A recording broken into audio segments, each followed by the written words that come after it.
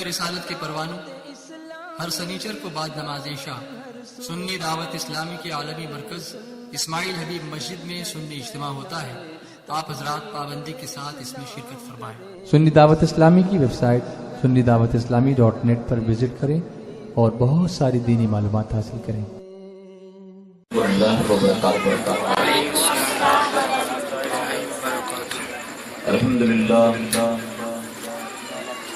الحمدللہ رب العالمین والعاقبۃ للمتقین والصلاة والسلام علی سید الانبیاء والمرسلین، اما بعد فاعوذ باللہ من الشیطان الرجیم، بسم اللہ الرحمن الرحیم۔ یا ایھا الذین آمنوا توبوا الی اللہ توبۃ نصوحا، صدق اللہ مولانا العلی العظیم وصدق نبی الامین المختار الکریم، ونحن على ذلك لمن الشاہدین والشاکرین والحمد للہ رب العالمین۔ بعد توحید کے متوالوں، شمع رسالت کے پروانوں، غوث و خواجہ اور رضا کے چاہنے والوں، آئیے سب سے پہلے ہم اور آپ نہایت ہی ادب اور احترام کے ساتھ اپنے اور ساری کائنات کے مرکز عقیدت جناب محمد الرسول اللہ صلی اللہ علیہ وسلم کی بارگاہ بےکس پناہ جس طرح سے میں آپ کو پڑھاؤں، میرے ساتھ مل کر بآواز بلند حدیہ غلامی درود و سلام کے انداز میں پیش کریں۔ پڑھیں الصلاۃ والسلام علیک یا رسول اللہ، الصلاۃ والسلام علیک یا حبیب اللہ،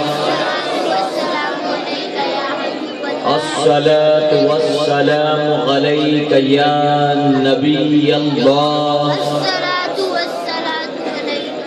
وعلی آلک واصحابک یا نور اللہ صلی اللہ تعالی علیہ وسلم۔ رب کعبہ کی بارگاہ میں دعا ہے، مولا اپنا حبیب صاحب الاولاد صلی اللہ علیہ وسلم کے ذکر ہم تمام حاضرین اور سامعین کو تو دم واپسی تک حق کہنے، حق سننے اور اپنے حق والے بندوں کے دامن سے وابستہ رہنے کی توفیق عطا فرما۔ ساتھ ہی بارگاہ رب العزت میں دعا ہے کہ مولا ہم گناہگاروں سیاہکاروں کو، ہمارے والدین کو، ہماری قیامت تک آنے والی تمام نسلوں کو صحیح معنوں میں غوث و خواجہ اور رضا سے محبت کی توفیق عطا فرما، اور اپنے محبوبین کی محبتوں کا صلہ ہمیں دنیا اور آخرت دونوں جہاں میں نصیب فرما۔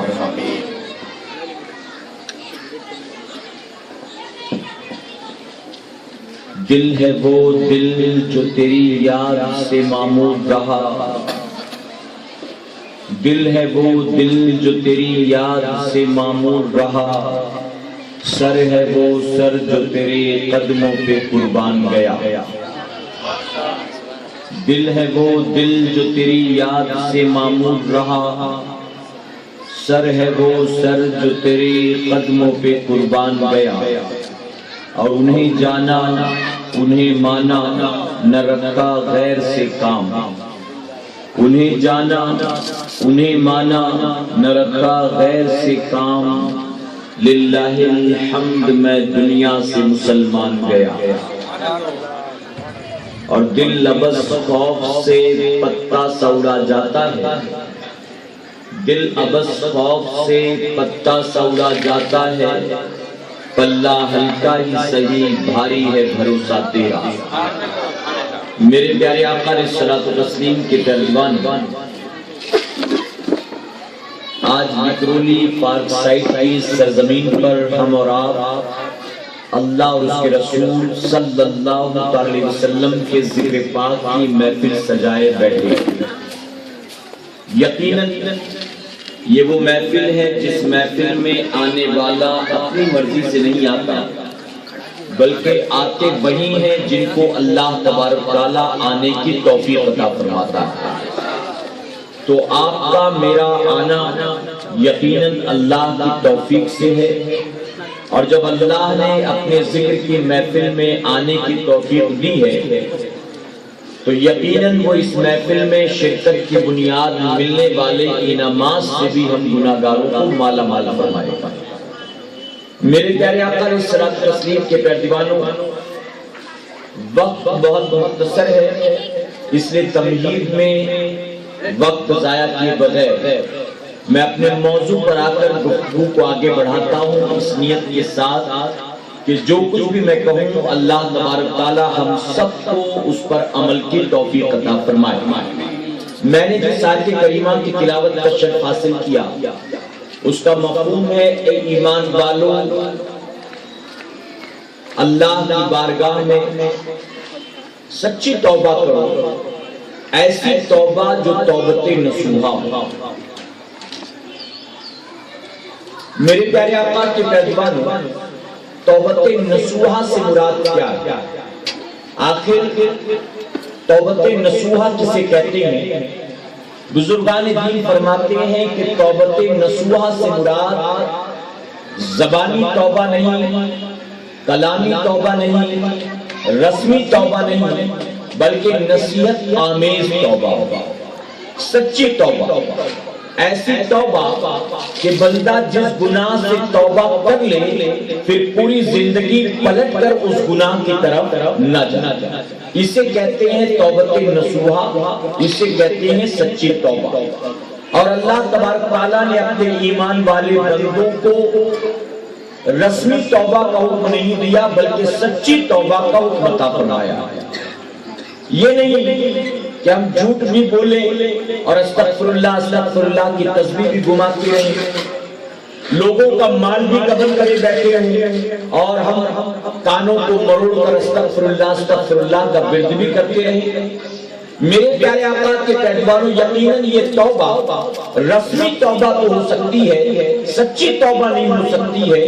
اللہ نے جس توبہ کا حکم دیا وہ ایسی توبہ ہے کہ بندے نے اگر ایک بار کسی گناہ سے توبہ کر لیا تو پھر پوری زندگی پلٹ کر کبھی اس گناہ کی طرف نہ جائے۔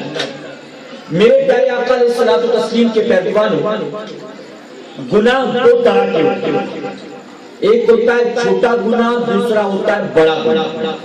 چھوٹے گناہ کو کہتے ہیں گناہ صغیرہ اور بڑے گناہوں کو کہا جاتا ہے گناہ کبیرہ۔ گناہ کبیرہ، چھوٹے چھوٹے گناہ اکثر انسان جانے انجانے میں کرتا رہتا ہے، اسے خبر بھی نہیں ہوتی کہ مجھ سے کب کون سا گناہ ہو گیا۔ چھوٹے چھوٹے گناہ جسے کہتے ہیں گناہ صغیرہ۔ مثلا آپ نے کسی پر کوئی طنز کر دیا، یہ صغیرہ گناہ ہے۔ آپ نے کسی کے پیٹھ پیچھے کوئی ایسا اشارہ کیا کہ جس کی وجہ سے اس کا مذاق اڑانا مقصد ہو، یہ گناہ صغیرہ ہے۔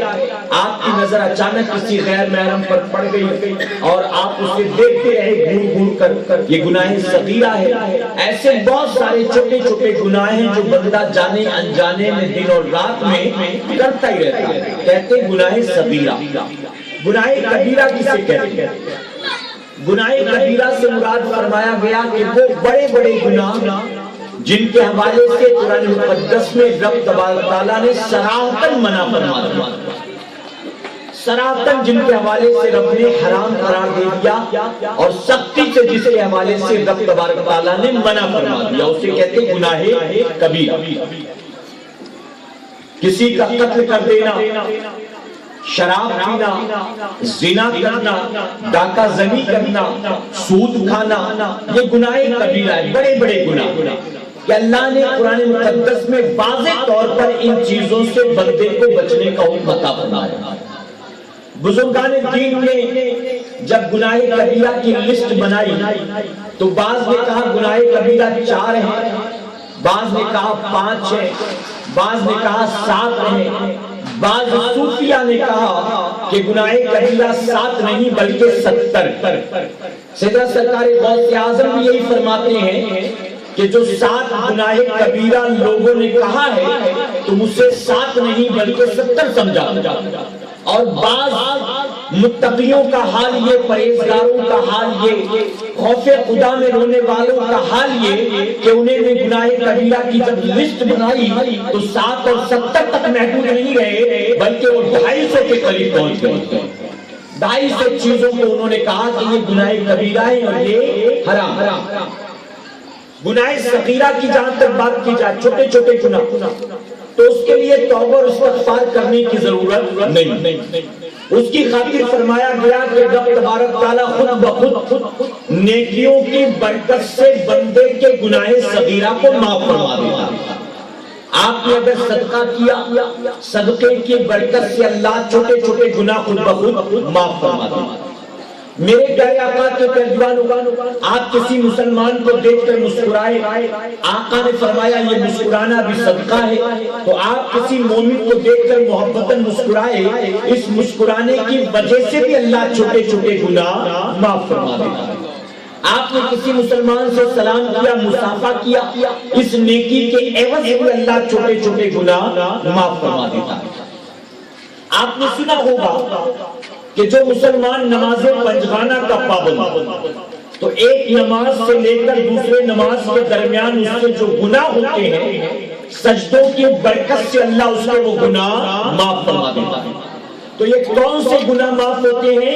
یہ کبیرہ گناہ معاف نہیں ہوتے، صغیرہ گناہ معاف ہوتے ہیں۔ ایسا نہیں کہ رات کو نکلا، کسی کا مرڈر کیا اور فجر کی نماز پڑھ لیا، وہ قتل معاف ہو گیا۔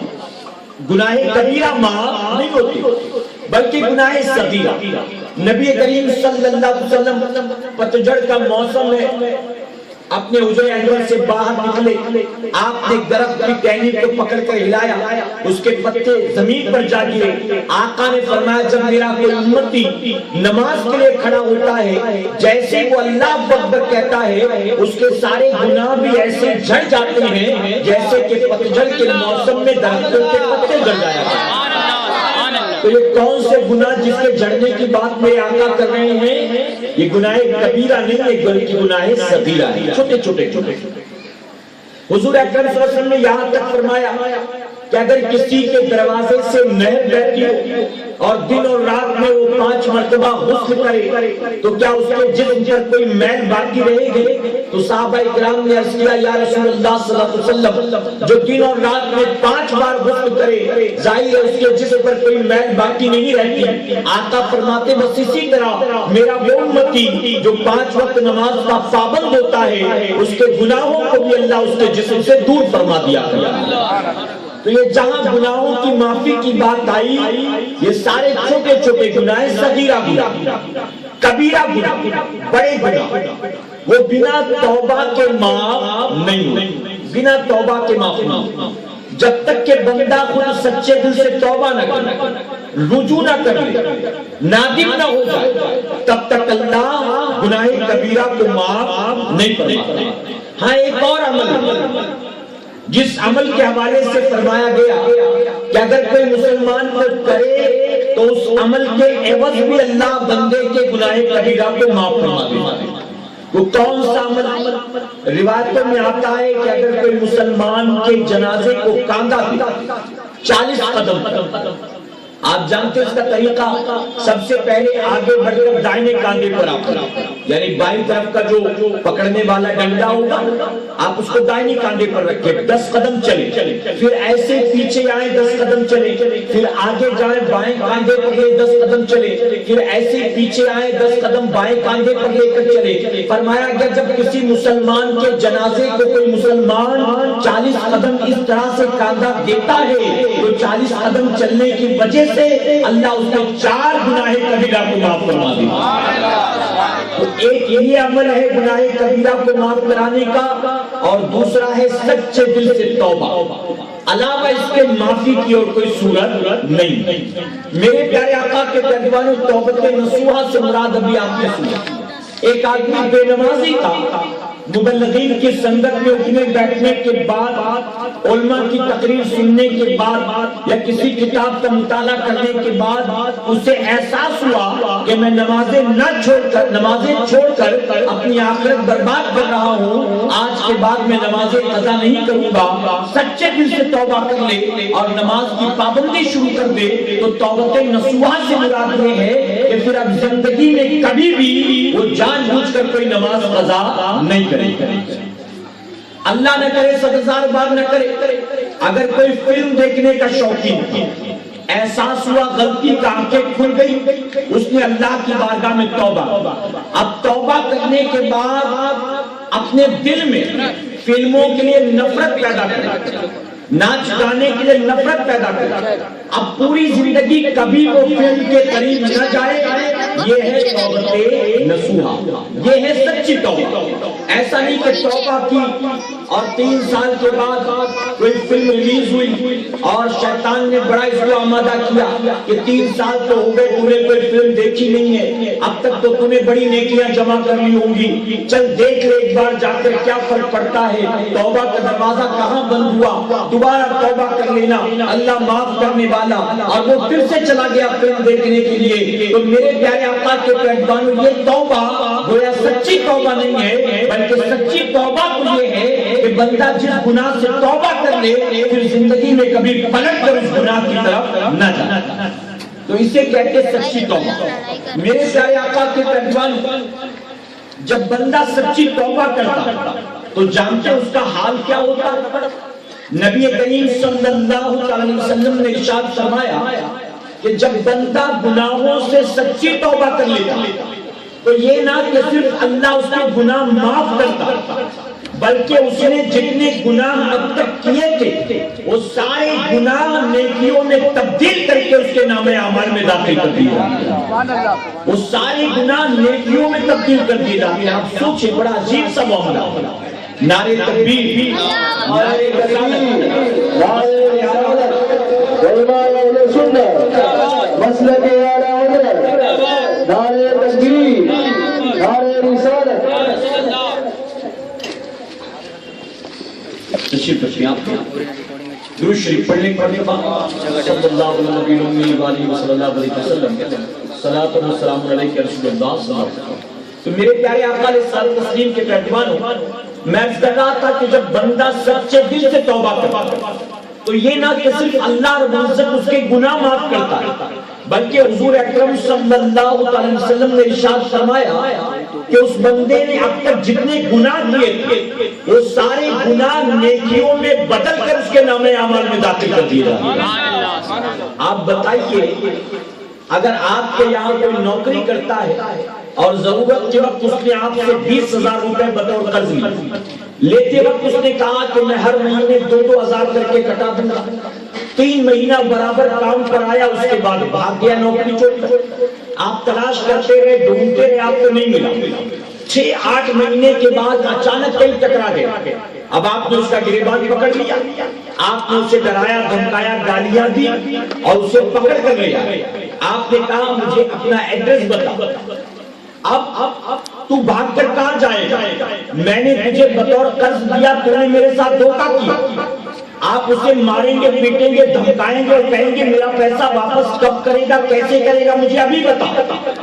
کوئی یہ نہیں کہے گا کہ کوئی بات نہیں، تو بھاگ گیا تو کوئی مسئلہ نہیں، چل میرے ساتھ میں 20,000 اور تجھے تحفے کے طور پر دیتا ہوں، جو پہلے تو لے کر بھاگا وہ معاف، میں اور 20,000 تجھے بطور قرض دیتا ہوں، اور تجھے کوئی ضرورت نہیں لوٹانے کی، لے جا اسے اطمینان سے۔ کیا کوئی کہے گا؟ بتاؤ میرے پیارے آقا کے پیغمبروں، یہ یقیناً یہ میرا مولا ہے جو گناہگاروں پر کرم فرماتا ہے کہ ہم 50 سال تک، 60 سال تک، 70 سال تک اپنے پروردگار کی نافرمانی کرتے رہے، اور آقا نے فرمایا 70 سال کے بعد اگر احساس ہوا غلطی کا اور بوڑھا ہو گیا، کمزور ہو گیا، اب داڑھی کے بال سفید ہو گئے، اب کمر جھک گئی، ہاتھ پیر کی طاقت ختم ہو گئی، اب احساس ہو گیا پتہ نہیں کون سے لمحے اسرائیل علیہ السلام آئیں گے اور مجھے اپنے ساتھ لے جائیں گے۔ اب وہ اللہ کی بارگاہ میں رجوع کرتا ہے، اب 70 سال کی عمر میں پہنچ کر وہ 70 سال کے تمام گناہوں پر اللہ سے سچی توبہ کرتا ہے۔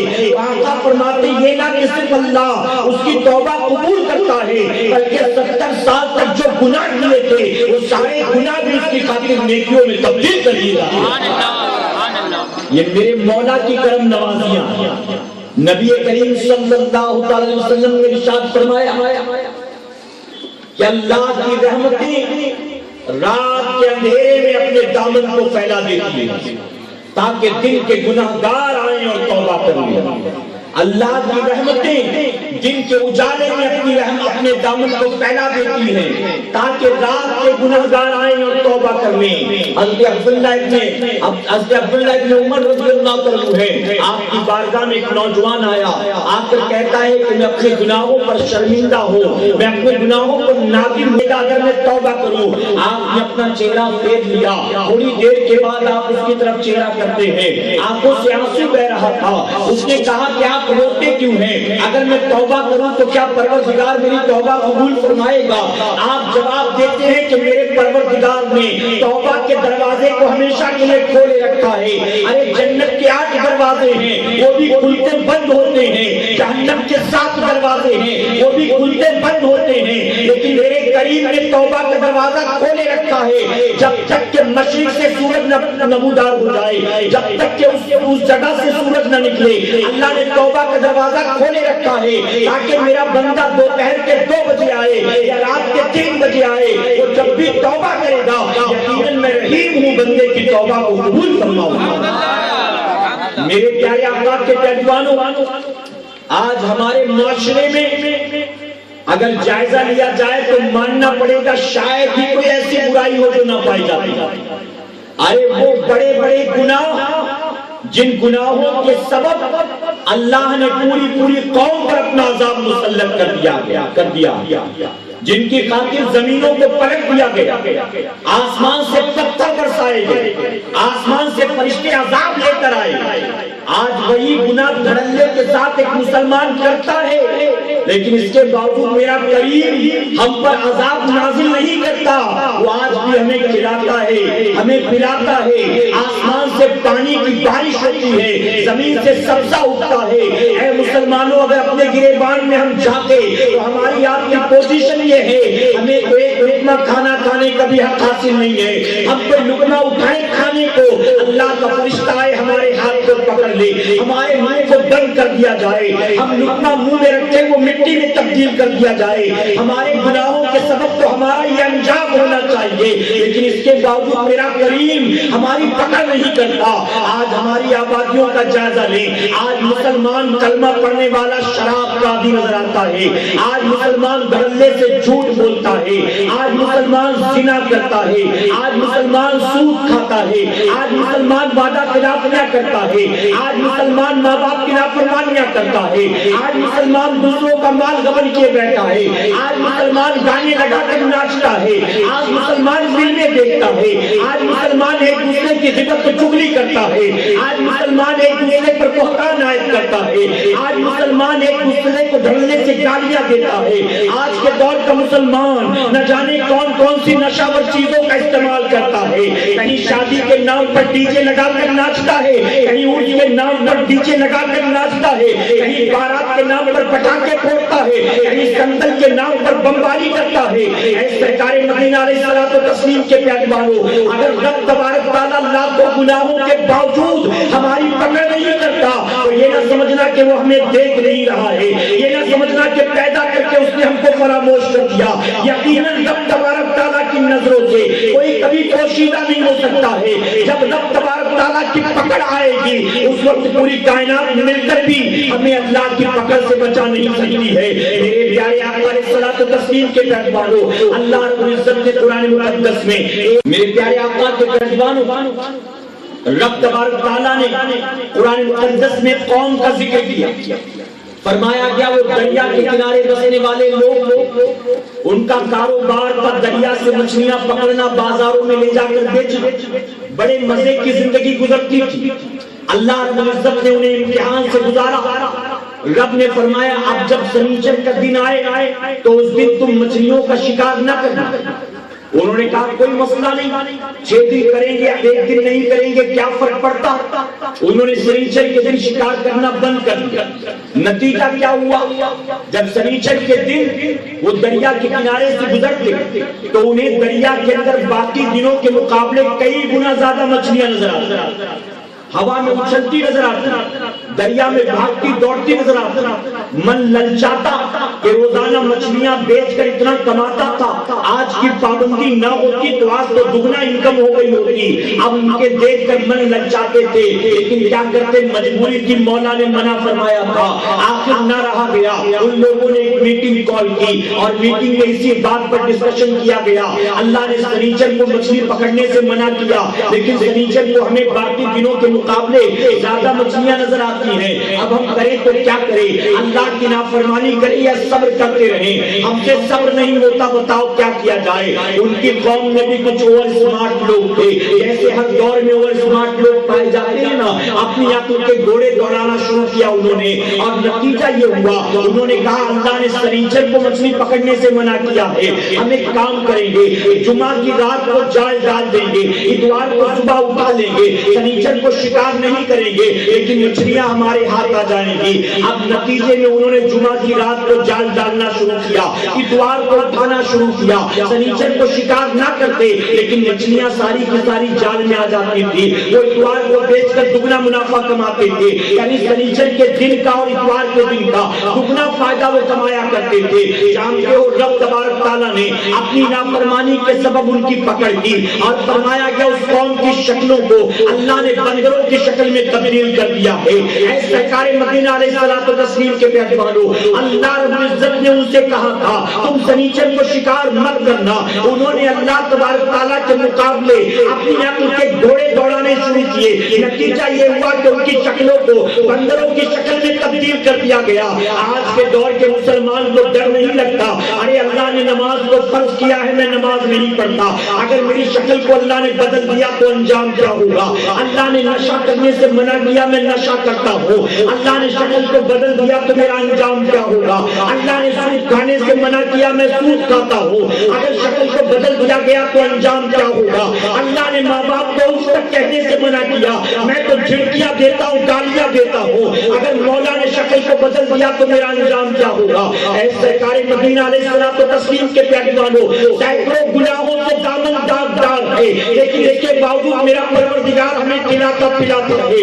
اللہ کا احسان مانو، اللہ کا شکر ادا کرو، اس کی نافرمانیوں میں زندگی نہ گزارو، یقیناً جب مولا پکڑ فرمائے گا پوری کائنات مل کر بھی اس کی پکڑ سے ہمیں بچا نہیں سکتی ہے۔ خاص کر کے میں ان نوجوانوں سے کہنا چاہوں گا جو نوجوان نشہ ور چیزوں کے عادی ہوا کرتے ہیں، وہ جو نمازیں نہیں پڑھتے، وہ جن کو دین سے کوئی لینا دینا نہیں ہے اور وہ نشہ ور چیزوں کا استعمال کرتے ہیں، آج مائیں آ کر ہم سے کہتی حضرت دعا کرے میرا بیٹا غلط لوگوں کی سنگت میں اٹھنے بیٹھنے لگا، 18 سال کا میرا بیٹا ڈرگس کا استعمال کرتا ہے، 19 سال کا جوان بیٹا شراب کا عادی بن گیا۔ اے سرکار مدینہ علیہ الصلوۃ والتسلیم کے پیغمبروں، کیا آپ کو پتہ نہیں ہے یہ نشہ ور چیزیں جتنی بھی ہیں صرف شراب نہیں بلکہ نشہ پیدا کرنے والی ہر چیز کو 1450 سال پہلے اللہ کے محبوب جناب محمد رسول اللہ صلی اللہ علیہ وسلم نے حرام قرار دے دیا ہے۔ یہ وہ دور تھا جس دور میں عرب کے لوگ ایک ایک لقمہ کھانا شراب کے گھونٹ کے ذریعے حلق کے نیچے اتارا کرتے تھے، شراب دھڑلے کے ساتھ پی جاتی تھی، شراب پینا اس وقت بری بات نہیں تھی بلکہ لوگ شوقیہ پیتے تھے اور یہ فخر کی بات ہوا کرتی تھی۔ جب کہیں دعوت دی جاتی تو دعوت اس وقت تک مکمل نہ ہوتی تھی جب تک کہ آنے والے مہمانوں کو شراب نہ پلایا جاتا ہو۔ اے سرکار مدینہ علیہ الصلوۃ والتسلیم کے پیغمبروں، اس وقت شراب کا ایسا چلن تھا، دنیا نے اتنی ترقی نہیں کی تھی لیکن پھر بھی اس دور میں 250 قسم کی شرابیں پائی جاتی تھی، 250 قسم کی شرابیں تھی اور ہر انسان شراب کا عادی تھا۔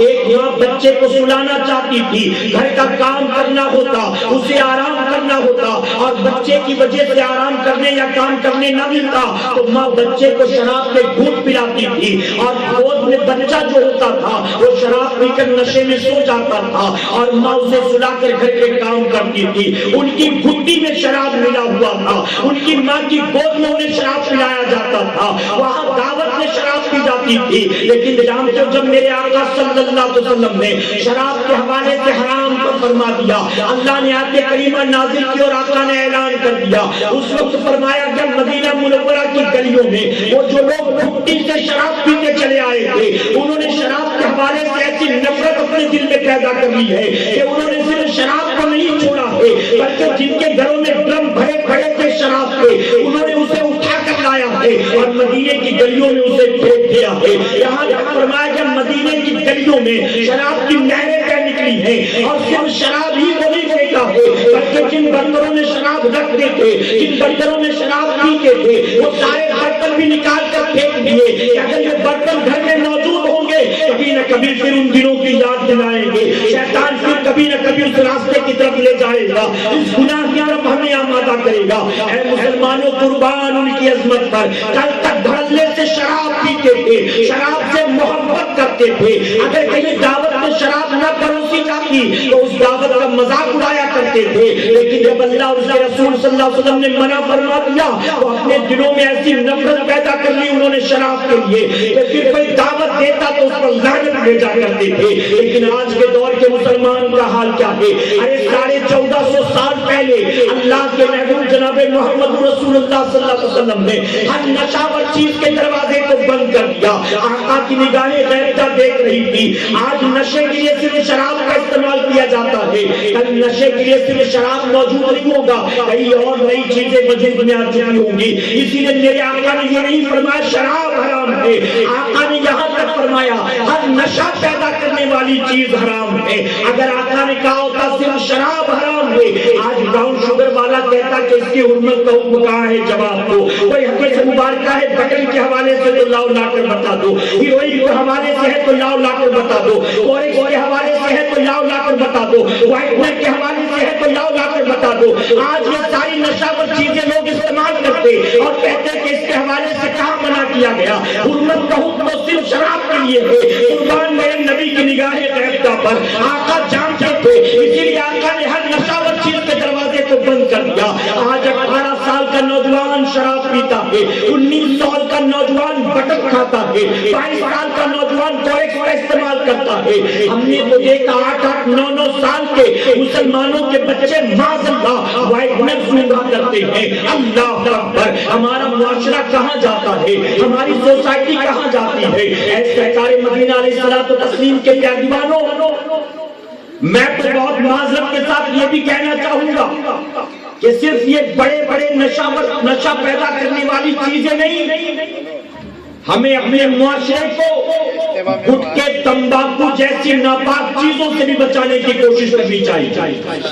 اور یہ بھی سن لیں صرف ایک تقریر کے ذریعے اس کا صفایا اور خاتمہ نہیں ہوگا، اس کی خاطر ہم سب کو مل کر ایک مہم چلانی پڑے گی، اس کی خاطر ہم سب کو مل کر آرگنائز ہو کر ایک ایسا پلان بنانا پڑے گا جس کے تحت ہمارے معاشرے سے ان چیزوں کا خاتمہ ہو جائے۔ میرے پیارے آقا کے پیروانوں، وہ جو لوگ تمباکو کھاتے دھڑلے سے اور کھانے کے بعد کہتے ہیں کہ تو مکروہ ہے، مکروہ ہے، یہ حرام تھوڑی نہ مکروہ ہے۔ آپ نے دیکھا ہوگا تمباکو کھانے کا عادی جب کوئی ہو جاتا ہے تو کوئی بھی کام کرنا ہو تو بنا تمباکو کھائے وہ کام نہیں کر پاتا۔ وہ لوگ جو سوتا کھاتے ہیں، ماوا کھاتے ہیں، زردہ کھاتے ہیں، گٹکا کھاتے ہیں، سگریٹ پیتے ہیں، ان کی پوزیشن کیا ہوتی ہے؟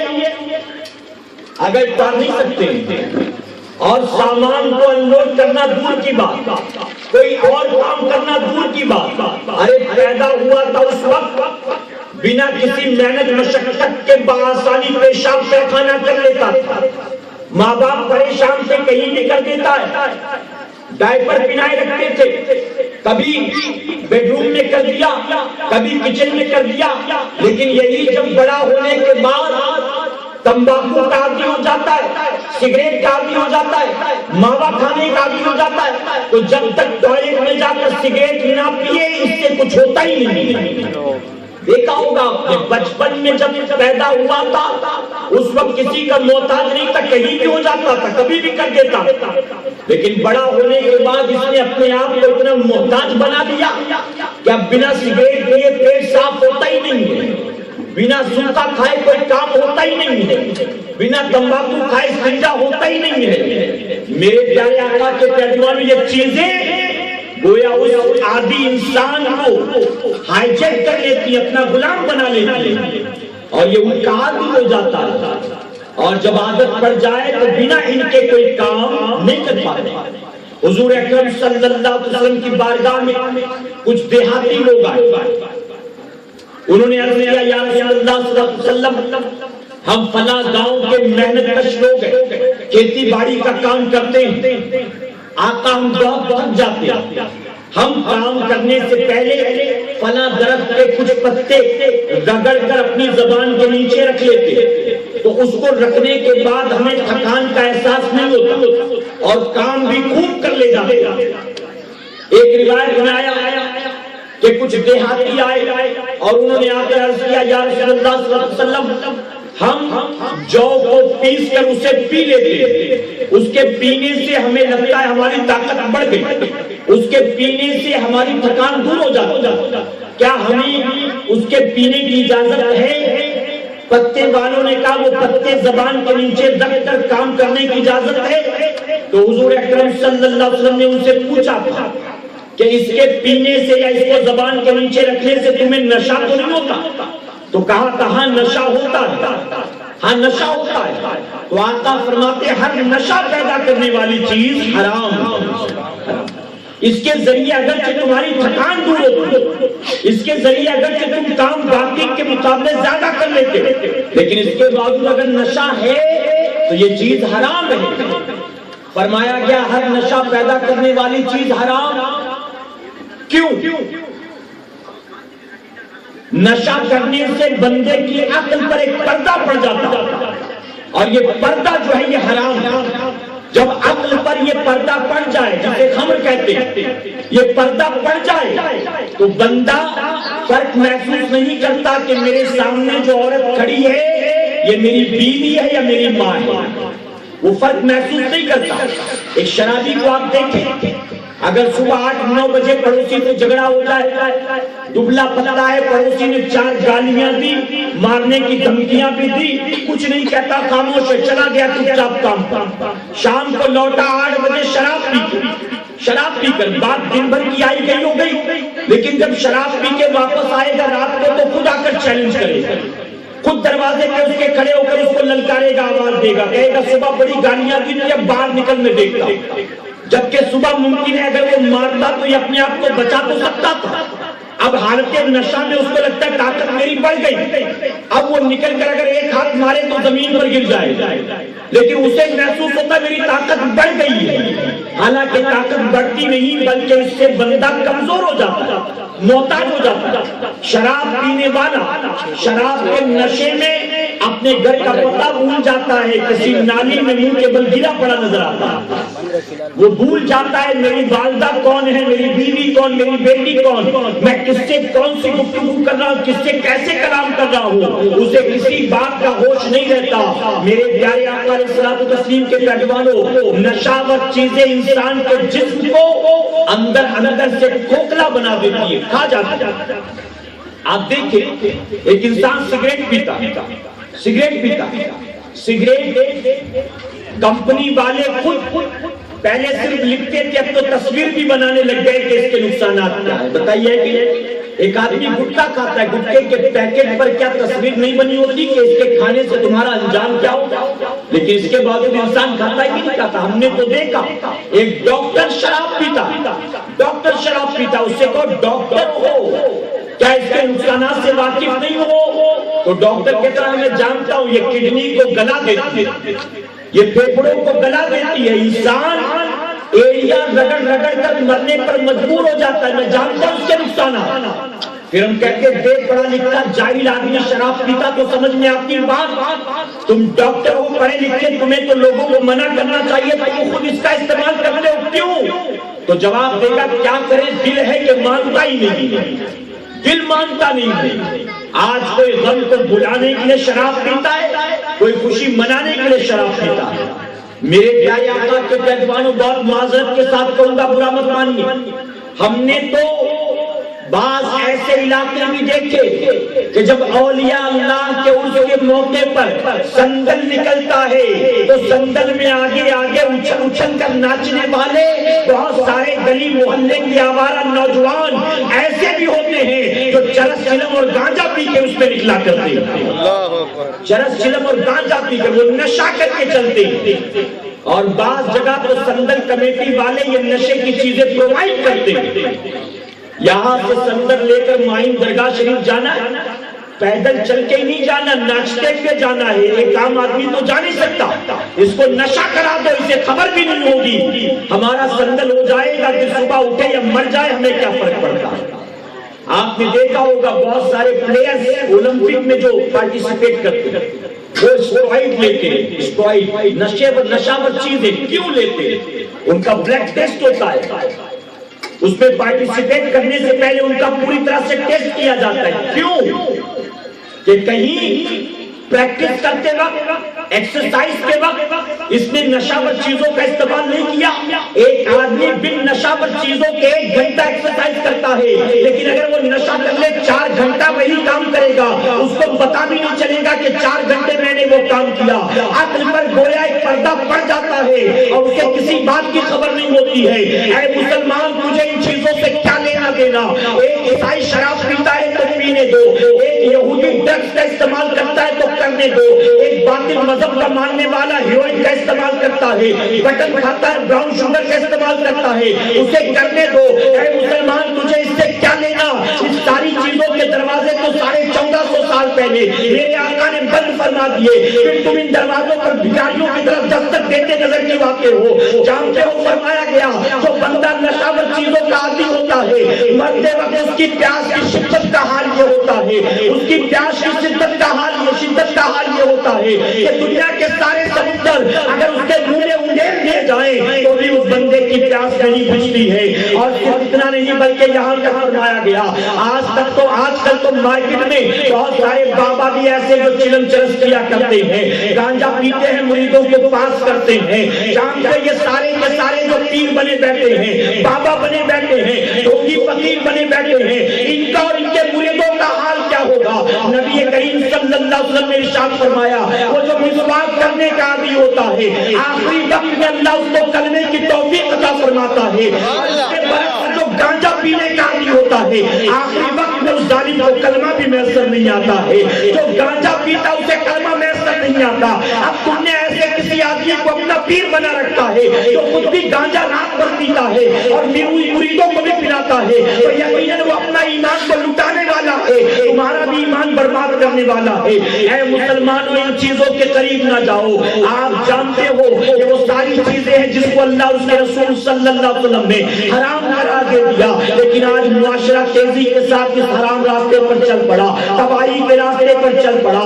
میرے پیارے آقا کے پیروانوں، ہم نے تو دیکھا بہت سارے ہمارے نوجوان جب چھٹی شریف کے موقع پر بمبئی سے اجمیر شریف جاتے ہیں، اجمیر شریف جاتے ہیں تو غریب نواز کی چوکھٹ پہ نظر نہیں آتے، شاہ جہانی مسجد میں سجدہ کرتے نظر نہیں آتے، اکبری مسجد میں تسبیح پڑھتے نظر نہیں آتے، وہ بھی اجمیر جاتے ہیں تو 4 یاری پر چرسیوں گنجیڑیوں کے درمیان بیٹھے نظر آتے ہیں، اور وہاں لگتا ہے کہ یہاں بیٹھنے سے اللہ ولایت عطا کر دے گا، اللہ مجھ سے راضی ہو جائے گا۔ رات بھر چرس چلم پی کر قوالیاں سننے والے سن لے، اپنے مریدوں کو شراب پلانے والے سن لے، ناچنے گانے والے سن لے، اللہ اس کے رسول صلی اللہ علیہ وسلم کی نافرمانی کرنے والے سن لے۔ دنیا کی زندگی بڑی مختصر ہے، اس مختصر زندگی میں تم اللہ اس کے رسول صلی اللہ علیہ وسلم کی نافرمانی کر کے اپنی دنیا کو بنانے کی کوشش میں لگے ہو۔ حق تو یہ ہے اپنے ہاتھوں سے تم اپنی دنیا بھی برباد کر رہے ہو اور آخرت بھی برباد کر رہے ہو۔ میرے پیارے آقا کے پیروانوں، یہ وہ ساری چیزیں ہیں جن چیزوں کی وجہ سے سنیت کو بدنام کیا جاتا ہے، ان چیزوں کی وجہ سے اولیاء اللہ کو بدنام کیا جاتا ہے، ان چیزوں کی وجہ سے مزارات اولیاء پر الزام لگایا جاتا ہے اور کہا جاتا ہے کہ یہاں اس لیے نہیں جانا چاہیے کیونکہ یہاں خرافات ہوتے ہیں، یہاں پر یہ سارے حرام کام ہوا کرتے ہیں۔ میں آپ تمام سے مؤدبانہ گزارش کروں گا، اے سرکار مدینہ علیہ الصلوۃ والتسلیم کے پیغمبروں، اللہ نہ کرے سزار بار نہ کرے، اگر اس مجمع میں کوئی ایک ہمارا بھائی ایسا ہو جو نشہ پر چیزوں کا عادی ہو، آج اس اجتماع میں اٹھنے سے پہلے وہ سچے دل سے توبہ کر لے، اس یقین کے ساتھ کہ اگر میں توبہ کروں گا میرا مولا میری توبہ کو رد نہیں فرمائے گا۔ جب بڑے سے بڑے گناہگار کی توبہ میرا مولا رد نہیں کرتا، یقیناً وہ میری توبہ بھی قبول فرمائے گا اور مجھے گناہوں سے بچنے کی توفیق عطا فرمائے گا۔ میرے پیارے آقا علیہ الصلوۃ والتسلیم کے پیغمبروں، ایک انسان گناہ کتنا بھی زیادہ کیوں نہ کر لے، یقین جانے اللہ کی رحمت سے بڑا اس کا گناہ نہیں ہے۔ اللہ تبارک تعالیٰ کی شان کبریائی اور رحمی سے زیادہ بڑا اس کا گناہ نہیں ہے۔ اس کو چاہیے کہ گناہ کتنے کیوں نہ ہو وہ توبہ کر لے اللہ کی بارگاہ میں۔ میرے پیارے آقا کے پیغمبروں، میں یہ بھی کہنا چاہوں گا یہاں جتنے موجود ہیں ہم میں سے کوئی ایک بھی ایسا نہیں جو دودھ کا دلہا ہو، ہم میں سے کوئی ایک بھی ایسا نہیں جو کہ میں نے کبھی کوئی گناہ نہیں کیا۔ کیا بتائیے کوئی یہ کہہ سکتا ہے؟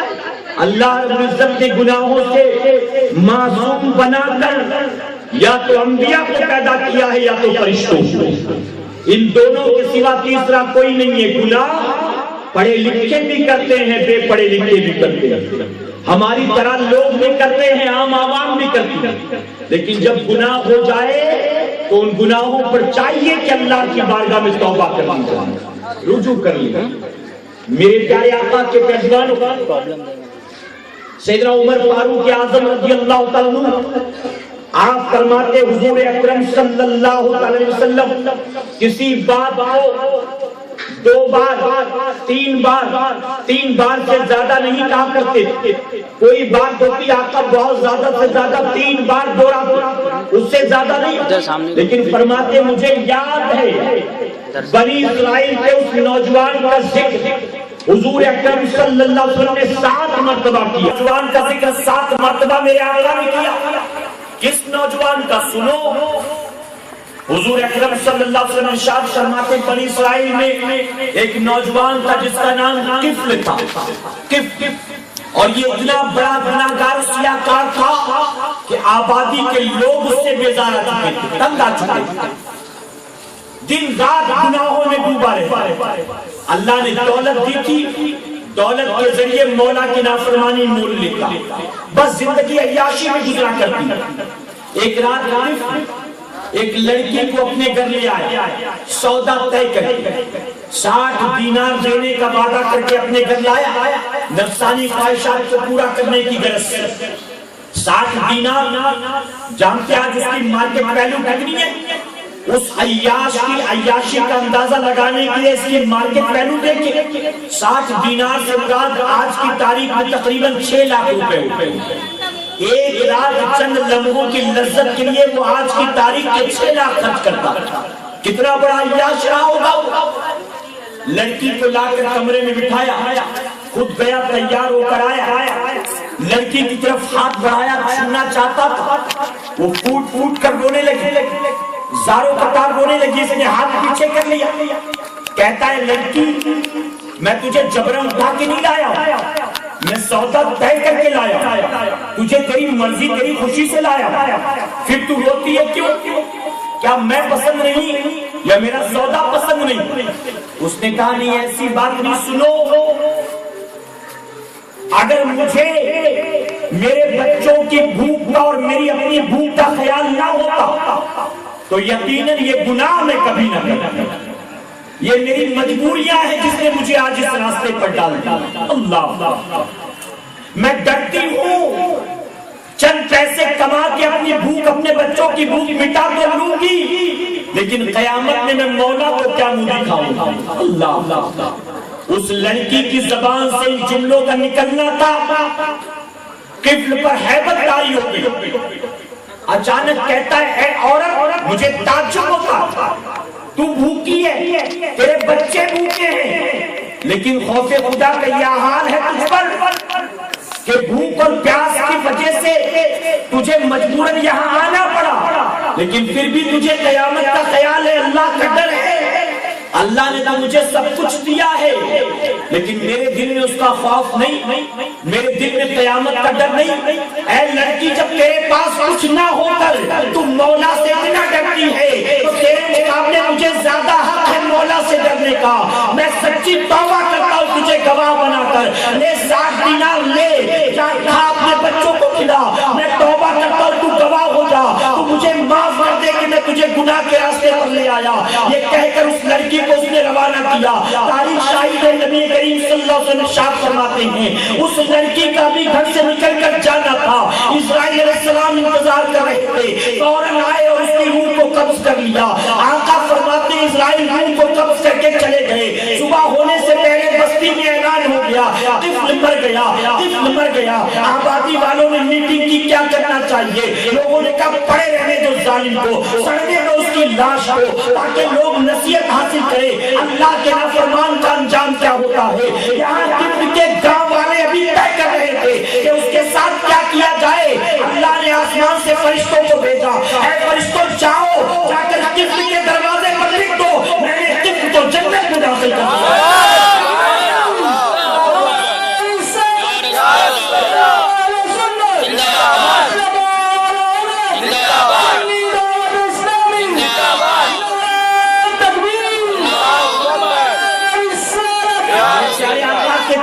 یقیناً ہم جب بھی توبہ کریں میرا پروردگار توبہ قبول کرنے والا۔ بے باک نہ ہو جاؤ، بالکل دلیل نہ ہو جاؤ، یہ نہ سمجھنا کہ ہم اگرچہ نشہ کرتے پھر بھی ہٹتے کٹتے ہیں، اگرچہ شراب 4 سال سے پی رہے پھر بھی چہرہ بڑا خوبصورت ہے، لوگ کہتے کمزوری آتی ہے میں تو صحت مند ہوتا چلا جا رہا ہوں۔ بعض لوگ یہ سوچتے ہیں کہ میں نافرمانی کر رہا ہوں، حرام کام کرتا ہوں، پھر بھی اللہ مجھے کتنی برکت دے رہا ہے۔ اے سرکار مدینہ علیہ السلام و تسلیم کے پیغمبروں، اگر حرام کاریوں کے باوجود، گناہوں کے باوجود اللہ گرفتار نہیں کرتا، روزی میں خیر و برکت نازل کرتا ہے، تو یہ نہ سمجھنا کہ وہ راضی ہے اس لیے برکت ہو رہی ہے۔ ارے تیرے پاس جتنا مال ہے کیا تو نے غور نہیں کیا تیرے مقابلے اللہ نے زیادہ مال امبانی کو دیا، ٹاٹا کو دیا، تو کیا ان سب سے بھی اللہ راضی ہے؟ ان سب سے بھی اللہ خوش ہے؟ سرکار مدینہ علیہ السلام و تسلیم کے پیغمبروں، دولت میں برکت اللہ کی رضا کی ضمانت نہیں ہے، دولت میں دلدار فراوانی ہو اللہ کی رضا کی ضمانت نہیں ہے۔ اللہ نے تو اپنے سب سے بڑے دشمن فرعون کو بھی دولت عطا کی، شداد کو بھی دیا تھا، نمرود کو بھی دیا تھا، تو کیا سمجھتے وہ دولت میں برکت ہو رہی اس کا مطلب کہ ہم بالکل صحیح چل رہے ہیں، ہم کوئی گناہ نہیں کر رہے، ایسا نہیں ہے۔ اللہ جب پکڑ کرنے پر آئے گا تو پوری کائنات مل کر اس کے پکڑ سے بچا نہیں سکتے۔ جانتے ہو بغداد شریف کی سرزمین پر میرے پیارے آقا کے پیغمبروں، بغداد والوں کی پوزیشن بالکل ہمارے اور آپ کے جیسی تھی، ان کی زندگی ہمارے اور آپ کی طرح گزرتی تھی، سمجھ میں نہیں آتا تھا دیکھ کر یہ مسلمان لوگ ہیں، یہ یہود و نصرانی لوگ ہیں، سمجھ میں نہیں آتا تھا۔ ان کے یہاں بھی شادیاں ہوتی تو دولہا سوٹ پہنتا تھا، جبکہ کلمہ پڑھنے والا سوٹ پہنتا تھا، ایک ہی اسٹیج پر دولہا دلہن کو بالکل بے نقاب کھڑا کر دیا جاتا تھا، دولہے کے دوست آتے تھے دلہن سے بھی شیک ہینڈ کرتے تھے، گلے ملتے تھے، مبارکباد دیتے تھے۔ آج جو ہمارے یہاں ہوتا ہے ان کے یہاں بھی ایسے لباس پہنے جاتے تھے کہ پردہ کہیں دور دور تک نظر نہیں آتا تھا، سمجھ میں نہیں آتا تھا یہ مسلمان عورتیں جاتی ہیں کہ غیر مسلم عورتیں جاتی ہیں، بالکل ہماری طرح زندگی گزرتی تھی۔ ایسے دور میں ایک بادشاہ پیدا ہوا، ظالم و جابر بادشاہ، ہلاکو خان جس کا نام تھا۔ ہلاکو خان نے ایک رات خواب دیکھا، جانتے خواب میں کیا دیکھا؟ اس نے دیکھا مسلمانوں کے کٹے ہوئے سروں کا ایک مینار، اور اس مینار کے اوپر بیٹھ کر میں مسلمان کی کھوپڑی میں شراب پی رہا ہوں۔ جب صبح ہوئی تو اس نے درباریوں کو بلایا اور بلا کر کہتا میں نے رات ایسا ایسا خواب دیکھا، کوئی ہے تم نے خواب کی تعبیر بتانے والا؟ تو سپاہیوں نے کہا، فوجیوں نے کہا، لشکر والوں نے کہا خواب کی تعبیر درکنار ایک طرف رکھے، بادشاہ سلامت اگر آپ کا حکم ہو آپ کے خواب کو حقیقت میں ہم تبدیل کرنے کو تیار ہیں۔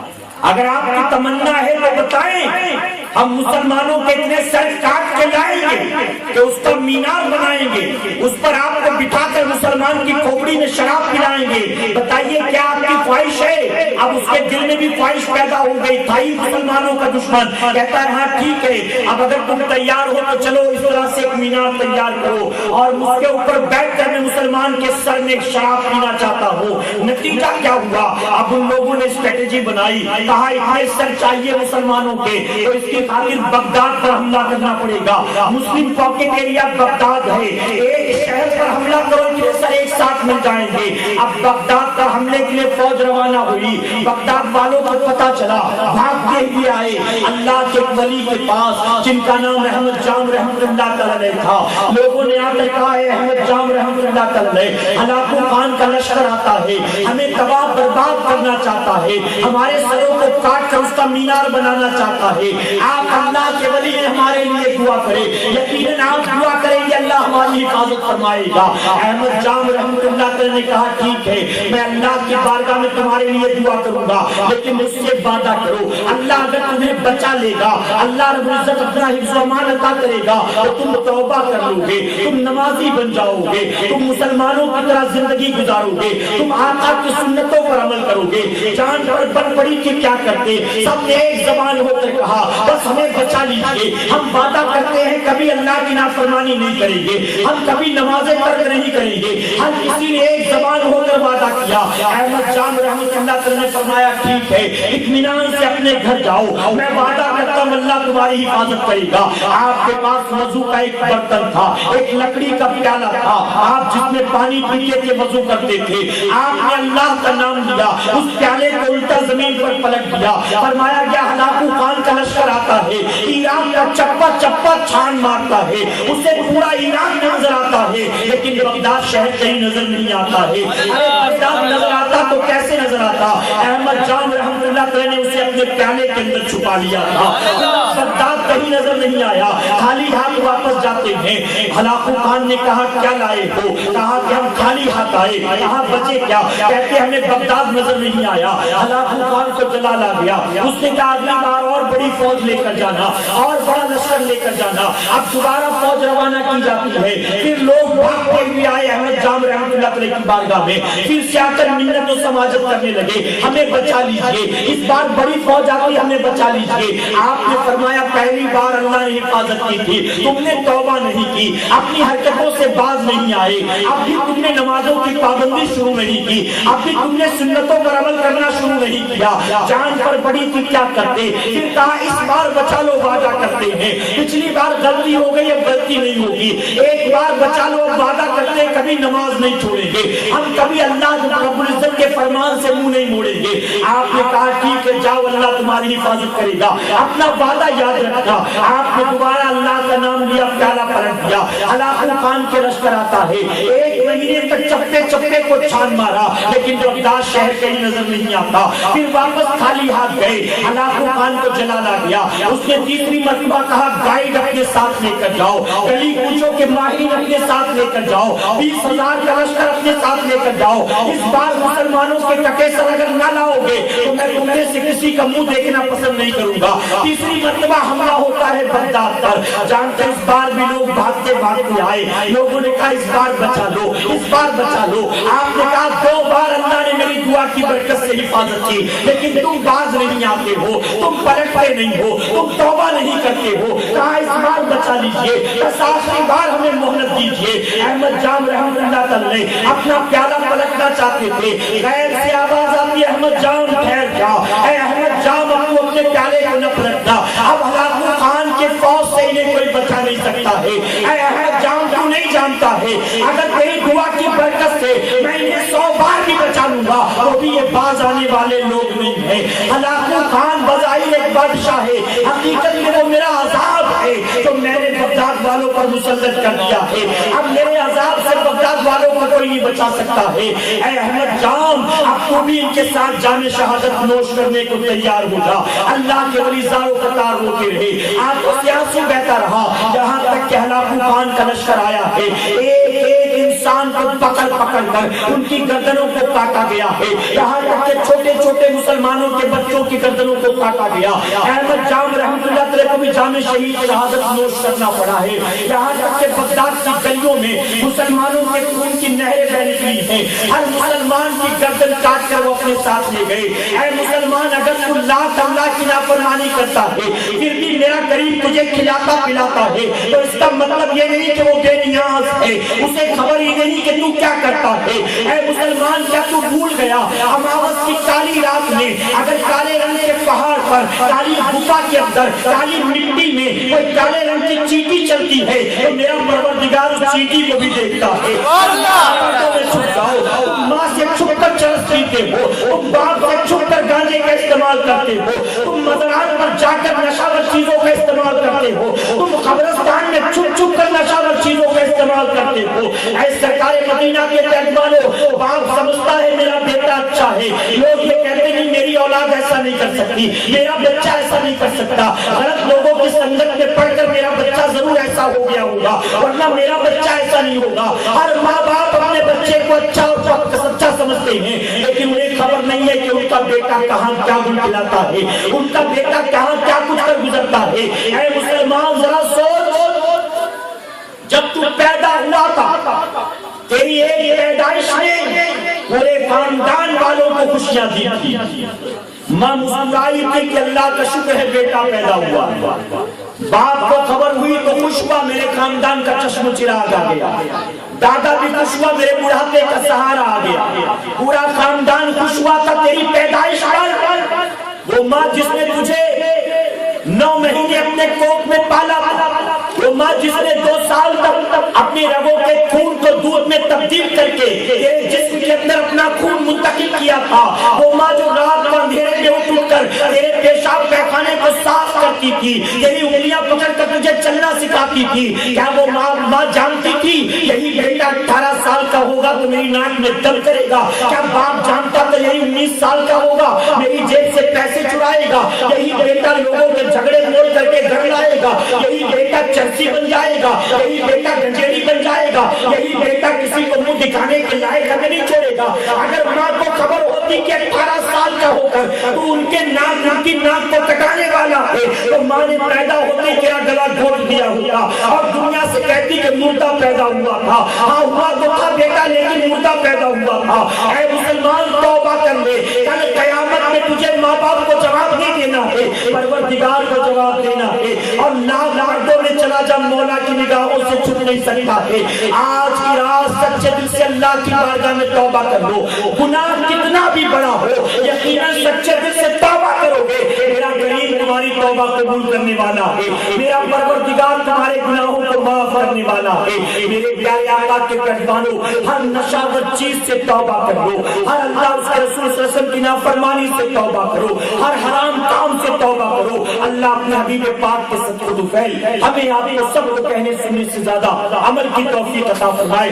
درود شریف پڑھنے کے مرتبہ اللہم صلی اللہ علیہ وسلم, اللہم محمد صلی اللہ علیہ وسلم, نام عباد محمد صلی اللہ علیہ وسلم. میرے پیارے آقا کے پہلوان, صرف پرمیشن 10 تک کا تھا اس لیے میں نے اپنی گفتگو کو ابھی ختم کیا, لیکن ساتھی کہہ رہے تھوڑی دیر اور چلنے دو.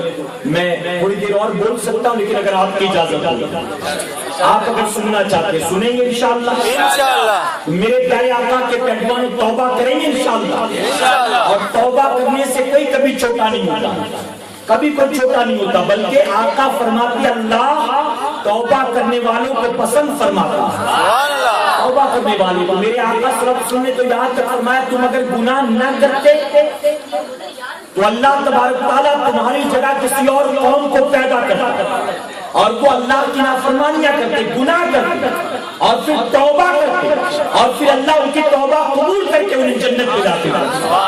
تو اللہ کو ایک بندہ گناہ کرتا ہے تو گناہ کرنا اللہ کو پسند نہیں ہے, لیکن اس کا توبہ کرنا اللہ کو بہت پسند ہے. یہاں تک فرمایا گیا کہ بندے نے توبہ کی, گناہ کیا, گناہ کرنے کے بعد احساس ہوا غلطی, رات کے اندھیرے میں مصلی بچھا کر بیٹھا توبہ کرتا, رب تبارک تعالیٰ فرشتوں کو جمع فرماتا ہے فرشتوں دیکھو میں نے جس کام سے منع کیا یہ وہ کام کر کے آیا, اور اس کے بعد وہاں معافیاں مانگ رہا ہے, رو رہا ہے اور چاہتا ہے کہ میں اسے معاف کر دوں.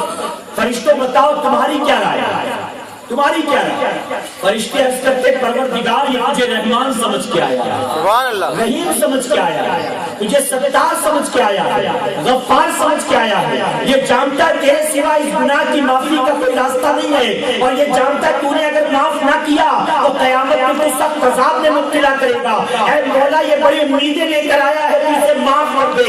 رب فرماتا ہے فرشتوں گواہ ہو جاؤ میں نے اپنے بندے کو معاف کر دیا۔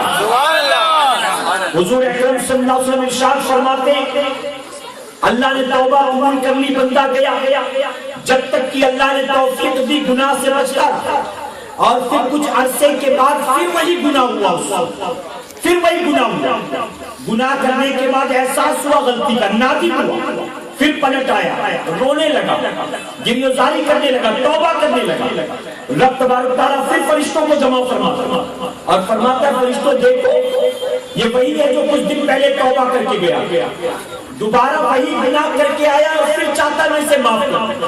فرشتوں بتاؤ تمہاری کیا رائے ہے، تمہاری کیا رائے؟ فرشتے پھر عرض کرتے مولا جب تک تو نے توفیق دی بچتا رہا، بنا تیری توفیق کے کون گناہ سے بچ سکتا؟ مولا اس نے دوبارہ گناہ کیا اور پھر جو آیا ہے تو بڑی امیدیں لے کر آیا ہے، اے پروردگار تو نہ معاف کرے گا تو کون ہے اسے معاف کرنے والا، کون ہے معاف کرنے والا؟ مولا بڑی امید لے کر آیا ہے، تو رحمان ہے، رحیم ہے، کریم ہے، اسے معاف فرما۔ آقا فرماتے رب فرماتا فرشتوں گواہ ہو جاؤ میں اپنے بندے کو دوبارہ معاف کرتا ہوں، اور صرف ایک بار دو بار نہیں بلکہ نبی کریم صلی اللہ علیہ وسلم نے ارشاد فرمایا میرا کریم ایسا کرم کرنے والا ہے اگر بندہ 100 بار وہی گناہ کر کے آتا ہے اور 100 بار معافیا مانگتا ہے میرا مولا 100 بار اپنے بندے کو معاف کرتا ہے۔ سبحان اللہ۔ سیدنا عمر فاروق اعظم رضی اللہ تعالیٰ نبی کریم صلی اللہ علیہ وسلم کی بارگاہ میں حاضر ہوئے، آنکھوں سے آنسو بہ رہا، رو رہے تھے زاروں قطار۔ آقا نے فرمایا عمر کس بات نے تمہیں رلایا؟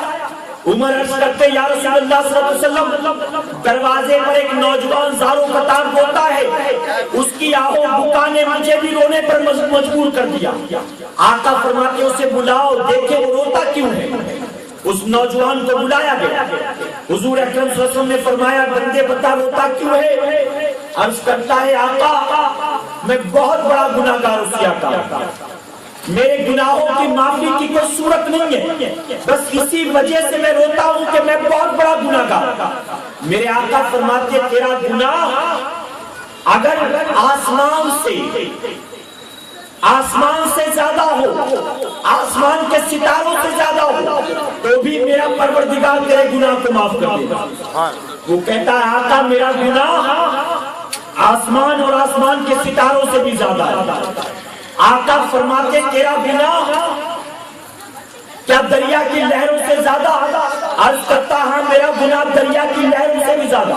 کیا تیرا گناہ درخت کے پتوں سے زیادہ؟ عرض کرتا میرا گناہ درخت کے پتوں سے زیادہ۔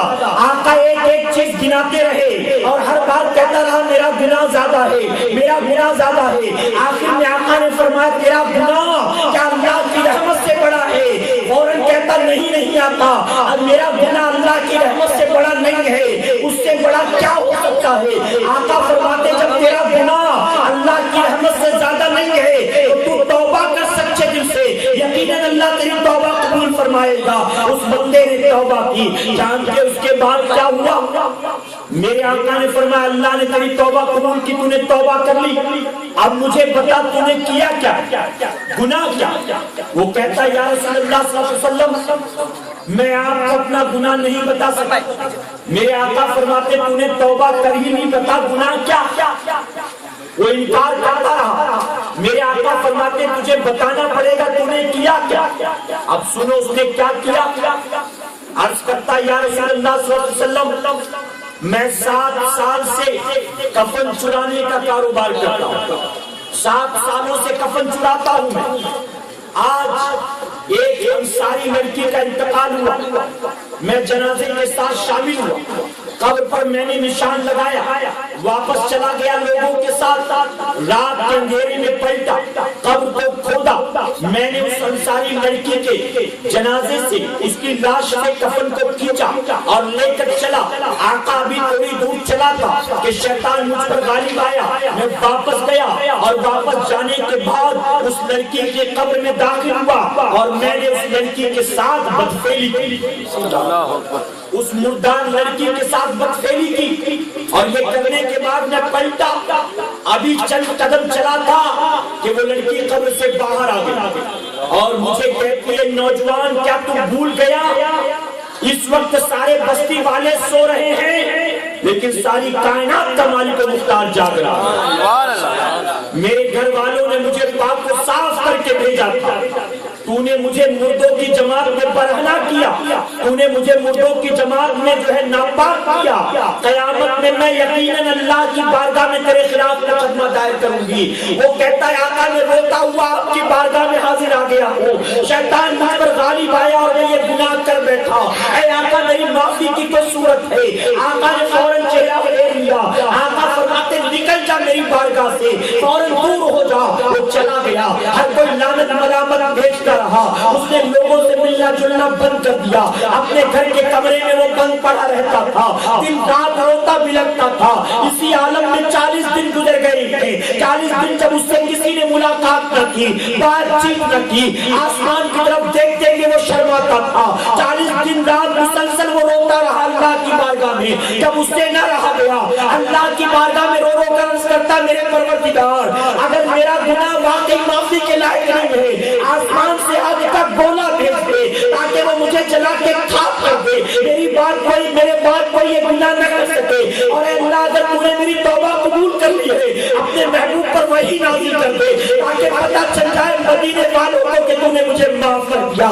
یہاں وہ دعائیں کر رہا تھا، وہاں جبرائیل علیہ السلام نبی کی بارگاہ میں حاضر آئے، سلام پیش کیا اور سلام پیش کرنے کے بعد کہا آقا اللہ نے آپ کے اس امتی کی توبہ قبول فرما لی۔ سبحان اللہ۔ اے نشہ کرنے والوں، اے زنا کرنے والوں، اے فوریکس پینے والوں، اے وائٹ کے ذریعے نشہ لینے والوں، اے شراب کے عادیوں، اے ناچنے گانے والوں، جب میرا پروردگار اتنے بڑے زانی کی توبہ قبول کرتا ہے، اگر تم سچے دل سے توبہ کرو گے یقین جانو میرا مولا تمہاری توبہ بھی قبول فرمائے گا۔ بس ضرورت اس بات کی ہے کہ گناہ جو بھی ہوا پلٹ آؤ، نادم ہو جاؤ، سر خم کر دو، توبہ کر لو۔ میرے پیارے آقا کے پیروانوں، بخاری شریف اور مسلم شریف میں ایک بڑی پیاری حدیث مبارکہ آتی ہے، اللہ تبارک تعالیٰ توبہ کرنے والے کو کتنا پسند کرتا ہے، کیسا محبوب رکھتا ہے جانتے ہو؟ نبی کریم صلی اللہ علیہ وسلم نے ایک ایگزامپل دیا، مثال کے ذریعے سمجھایا، فرماتے ایک شخص سفر کر رہا ہے، اونٹنی کے اوپر مال تجارت لیے کھانے پینے کا سامان بھی وہ لے کر گزر رہا تھا، جنگلوں بیابان سے آرام کرنے کی غرض سے ایک جگہ وہ پتھر کا تکیہ بنا کر لیٹ گئے۔ ابھی اس کا لیٹنا تھا کہ آنکھ لگ گئی، کچھ دیر کے بعد آنکھ کھلی تو وہ دیکھتا ہے اس کی اونٹنی میں ساز و سامان غائب، اس کے سامنے موجود نہیں۔ وہ اٹھا بھٹکا، یہاں وہاں ہاتھ پیر مارے، بڑی بھاگ دوڑ کی، لیکن کہیں کچھ نہیں نظر آیا، نہ اونٹنی ملی، نہ کوئی کھانے پینے کا سامان، نہ باہر نکلنے کا راستہ۔ مایوس ہو گئے، وہ سمجھ گیا اب میرا مقدر موت کے علاوہ دوسرا کوئی راستہ نہیں۔ وہ پھر اسی مقام پر آیا اور آقا فرماتے موت کی امید میں وہ اسی پتھر کا تکیہ بنا کر دوبارہ لیٹ گئے، تھکا ماندہ آنکھ لگ گئی۔ کچھ دیر کے بعد جب دوبارہ آنکھ کھلی تو حضور اکرم صلی اللہ علیہ وسلم فرماتے اس نے اونٹنی میں ساز و سامان دوبارہ آنکھوں کے سامنے کھڑی، سبحان اللہ، دوبارہ آنکھوں کے سامنے۔ آقا فرماتے وہ خوش ہو گیا، کہاں تو موت کے انتظار میں تھا، اللہ نے دوبارہ زندگی کی ضمانت دے دی، خوش ہو گیا، اٹھا اللہ کا شکر ادا کیا، دعائیں کی۔ حضور اکرم صلی اللہ علیہ وسلم فرماتے دعا کرتے کرتے اتنا خوش کہ دعا کے درمیان کہتا ہے پروردگار آج سے تو میرا بندہ ہے میں تیرا خدا معذرت تو میرا بندہ میں تیرا خدا. آقا فرماتے خوشی کے عالم میں زبان سے کچھ کا کچھ نکل گیا اسے خبر نہیں. آقا فرماتے جتنی خوشی اس مسافر کو گمشدہ اونٹنی کے ملنے پر ہوتی ہے اللہ تبارک تعالیٰ وہ بندہ جو باقی ہو گیا ہوتا ہے جو پلٹ کر آتا ہے توبہ کرتا ہے تو پروردگار اس مسافر سے زیادہ اپنے بندے کی توبہ پر خوش ہوتا. یہ ایگزامپل دیا میرے آقا نے سمجھانے کا, مثال دی. میرے پیارے آقا کے پیارے دیوانوں, وہ جو نشاور چیزوں کا استعمال کرتے ہیں انہیں خبر نہیں ہے کہ کل ان کا انجام کیا ہوگا, کل ان کا انجام کیا ہوگا. یہ گٹکا کھانے والے آپ نے دیکھا ہوگا, آپ کو بہت سارے ایسے لوگ جن کو موت کینسر ہوا گٹکے کے ذریعے, ان کی تصویریں بھی لگی ہوتی ہیں ٹرین کے اندر بسوں کے پیچھے کہ گٹکے نے ان کے منہ کو کیسے بگاڑ دیا. آپ سوچیں جب دنیا میں چہرہ ایسا بگڑا ہے تو آخرت میں انجام کیسا ہوگا, قبر میں چہرہ کیسے بگڑے گا. یہ تو گٹکا ہے وہ جو شراب پیتے ہیں, براؤن شوگر کا استعمال کرتے ہیں, ہیروئن کا استعمال کرتے ہیں, نشاور دوائیوں کا استعمال کرتے ہیں, ڈرگس کا استعمال کرتے ہیں. میرے پیارے آقا کے پیروانوں, ایک تابعی سے روایت ہے, آپ فرماتے کہ ایک مرتبہ میرا گزر ایک قبرستان کے قریب سے ہوا. میں قبرستان میں گیا, میں نے عصر کی نماز ادا کی اور اس کے بعد انتظار کرتا رہا کہ مغرب پڑھ کر روانہ ہوں گا. عصر اور مغرب کے درمیان فرماتے ایک قبر پھٹی اور اس قبر سے ایک انسان نکلا جس کا جسم تو انسانوں کی طرح تھا, چہرہ گدھے کی مانند تھا. وہ نکلا اور 3 بار اس نے ڈھیچو ڈھیچو کی آواز کی, یعنی گدھے جیسی آواز میں رینگا 3 بار, اور اس کے بعد قبر پھٹی, دوبارہ اندر چلا گیا. وہ کہتے مجھے بڑا تعجب ہوا, ایسا معاملہ میں نے پہلے کبھی نہیں دیکھا تھا. میں نے قبرستان میں موجود لوگوں سے کہا یہ کون ہے مرنے والا, آخر اس کا یہ حال کیوں کر ہے. تو لوگوں نے ایک مکان کی طرف اشارہ کیا, وہ کٹیا جو نظر آتی ہے, وہ جھوپڑی جو نظر آتی ہے, اس میں ایک گڑیا رہتی ہے.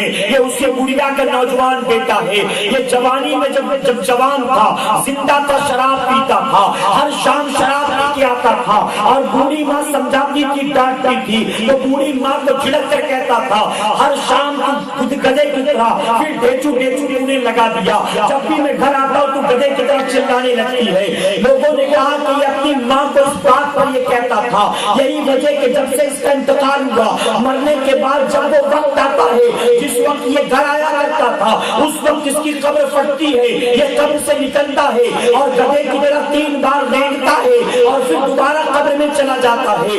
آج بہت سارے ہمارے بھائی ایسے ہیں, رکشہ چلا کر 200 روپیہ کماتے ہیں اور گھر میں بیوی کو 20 روپیہ گھر چلانے کو دیتے ہیں. 180 روپیہ یا تو جوئے میں خرچ ہوتا ہے یا تو ساتھیوں کے ساتھ شراب پینے میں خرچ ہوتا ہے. اے سرکار مدینہ علیہ الصلوۃ والتسلیم کے پیغمبروں, اللہ رب العزت نے اگر دولت عطا کی ہے تو یہ دولت یقیناً آپ اس کے مالک نہیں ہو, مالک تو وہ ہے جس نے عطا کیا. اللہ قیامت میں آپ سے آپ کے سارے مال کا حساب لے گا. کیا آپ کو یاد نہیں ہے آقا نے فرمایا جو پانی استعمال کرتے ہو اللہ قیامت میں آپ سے پانی کے قطرے کا حساب لے گا. ارے جب قیامت کے دن اللہ دیے ہوئے پانی کا حساب لے گا, کیا وہ جوانی کا حساب نہیں لے گا, کیا وہ زندگانی کا حساب نہیں لے گا, کیا وہ 50-60 سال کی زندگی کا حساب نہیں لے گا. جب اللہ حساب لینے پر آئے گا وہ جسم کے قاضا کا حساب لے گا, ہماری دھڑکنوں کا حساب لے گا, ہماری سانسوں کا حساب لے گا, اٹھنے جھکنے والی نظروں کا حساب لے گا. بتاؤ ایسے میں کیا جواب دو گے؟ اے سرکار مدینہ علیہ الصلوۃ والتسلیم کے پیغمبروں, ہاتھ پیر میں طاقت ہے تو یہ مولا نے عطا کیا ہے, خوبصورت چہرہ ہے تو مولا نے عطا کیا ہے, بولنے والی زبان ہے تو مولا نے عطا کیا ہے, جیب میں مال ہے تو مولا نے عطا کیا ہے, چلنے والے طاقتور پیر ہے تو مولا نے عطا کیا ہے. اپنا کچھ نہیں ہے, سب کیا اس مالک کا ہے, اس کی مرضی کے مطابق استعمال کرو, وہ راضی ہو کر اور برکت عطا فرمائے گا. اس کی نافرمانیاں کرو گے اللہ یہاں بھی پکڑ کرے گا, وہاں بھی پکڑ کرے گا. جب قیامت میں مولا حساب لے گا, اللہ کے حساب سے تمہیں کوئی نہیں بچا سکتا ہے. اے سرکار مدینہ کے پیغمبروں, آج زمین پر پیر پٹک کے چلتے ہو, آج زمین پر ٹھمکے لگاتے ہو, آج زمین پر چھڑکا کرتے ہو, آج زمین پر دوڑا کرتے ہو, آج زمین پر فاوڑا مارتے ہو. یہ زمین آج کچھ نہیں کہتی ہے, لیکن جب جب مرنے کے بعد اسی زمین کے حوالے کیے جاؤ گے تو جانتے ہو انجام کیا ہوگا؟ خود میرے آقا نے فرمایا ہے جب اللہ اور اس کے رسول کا نافرمان قبر میں اتارا جاتا ہے تب اس کو دبوچتی ہے یہاں تک کہ اس کے دونوں طرف کی پسلیاں چکنا چور ہو کر ایک دوسرے کے اندر پیوست ہو جاتی ہے۔ اے مسلمان، زندگی بڑی مختصر ہے، کب موت آنا تجھے معلوم نہیں ہے۔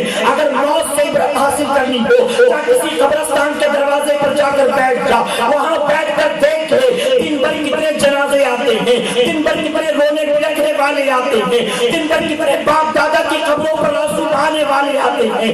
آج جو قبروں میں جا چکے ہیں وہ ہم سے زیادہ دولت مند ہوا کرتے تھے، ہم سے خوبصورت کپڑے پہنا کرتے تھے، ہم سے اچھی غذائیں کھایا کرتے تھے، آج ان کی قبر کا نام و نشان بھی مٹ گیا ہے۔ جب شب برات میں بیٹا قبرستان جاتا ہے تو دوستوں سے کہتا ہے ابا کی قبر یہ والی ہے کہ یہ والی ہے، مجھے یاد نہیں آتا۔ اے مسلمان، کل یہی انجام ہمارا بھی ہونا ہے، ایک دن مر کر مٹی میں جانا ہے۔ جو کچھ یہاں کر رہے ہو قبر میں جا کر بھگتنا ہے، جو کچھ کر رہے ہو نتیجہ قیامت میں ہاتھ میں دیا جائے گا۔ اے مسلمان، توبہ کر لے۔